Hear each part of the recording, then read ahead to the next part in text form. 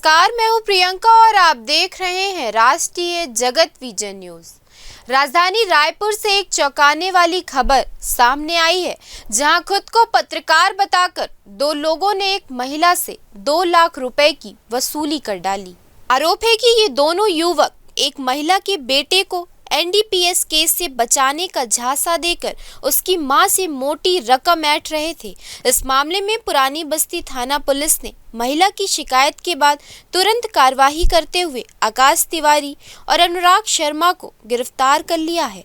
जांच में सामने आया है कि मुख्य आरोपी आकाश तिवारी खुद को दबंग टुडे पोर्टल का संपादक बताकर महिला को गुमराह कर रहा था। वहीं इस वसूली गैंग का एक और सदस्य रिंकू पांडे फिलहाल फरार है।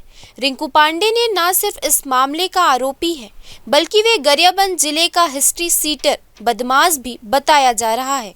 पुलिस ने आरोपियों के पास से 1,89,000 रुपए नगद बरामद कर लिए हैं। इस पूरे मामले का खुलासा एएसपी रायपुर पश्चिम ने किया है। फिलहाल इस खबर में इतना ही। देश प्रदेश की खबरों से अपडेटेड रहने के लिए हमारे चैनल को सब्सक्राइब करें और नए खबरों के नोटिफिकेशन के लिए बेल आइकॉन जरूर दबाएं। नमस्कार।